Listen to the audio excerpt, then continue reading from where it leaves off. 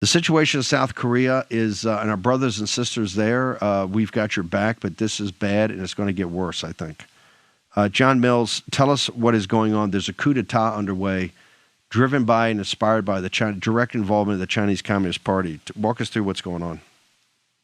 Yeah, thank you, Steve. What's going on here? This mirrors our struggle against the globalists and the Chinese Communist Party right here in America. This is why we need to Trudeau every dirty, rotten, stinking globalist wherever they are at around the world, because they will J6 everyone. So that's why this is so important. This mirrors our struggle. So in South Korea, let's show the first slide, please. It's important to understand to the right, Che, he is the acting president because they impeached the first two. They're trying to impeach Che now because he refused to tell the presidential police to stand down on Sunday as they attempted to serve an arrest warrant. Next slide, please. It's very important to understand we're the three centers of gravity inside of Seoul right now. To the left is the National Assembly. That's where Lee and the Democrat Party hold sway. That is, they're called the Democrat Party, and they are mirroring exactly the kind of people that we've had to deal with. So this is so important to understand this. To the right is Hanam. So let's go to Hanam. So I'm not going to show exactly where the presidential house is, but this is an enclave of where the senior ministers live. This is where the crowds have been rallying. This is where the People's Party crowds have been rallying to block the arrest of Yoon. So this is where the action is at in Seoul. Next slide, please. This shows the background of some of the Democrat Party members. If you read this is from Dr. Tara O. If you read about them, boy, it sure sounds familiar. The Clintons, Obama, same radical upbringing. It's globalist, and they want to take a wonderful country like South Korea and just turn it into a socialist communist paradise. That's what they're dealing with. That's what we've had to be dealing with. Next slide, please.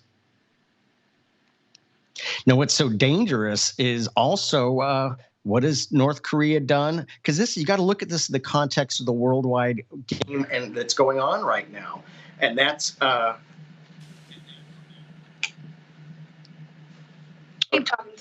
okay. Is now North Korea has moved their launchers into position on the DMZ. Very dangerous, very concerning. Okay, next slide, please.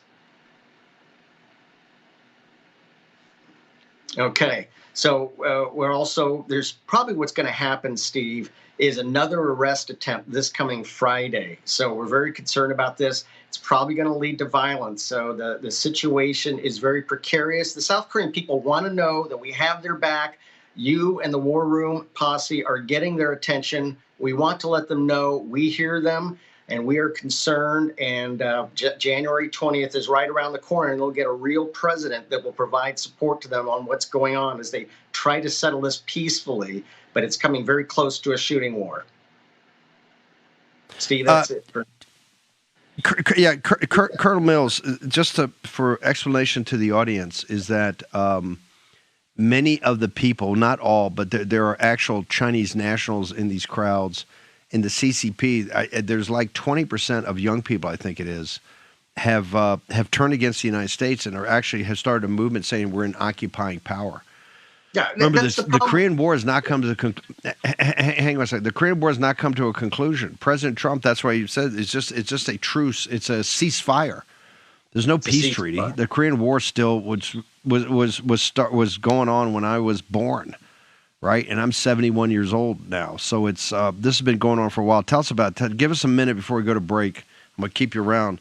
About on the other side of the football from Yoon, this is a group, not everybody, but it's a group that's got some hardcore pro-CCP and actually some Chinese nationals in it that are stirring up the people and turning them against the United States. Absolutely. They call us an occupying force. That's actually fighting words in South Korea. My father-in-law, right upstairs, 92, wounded twice in 1950. So my father-in-law, Chinese, Japanese, American, was wounded twice in 1950. And so many Americans died and South Koreans died trying to defend South Korea from the communists. And we're going to throw this all in the trash bin. Now, you notice the other side, when they rally, and they are beginning to rally, they're showing what? Transgender flags. It's crazy time. It is really crazy, Steve.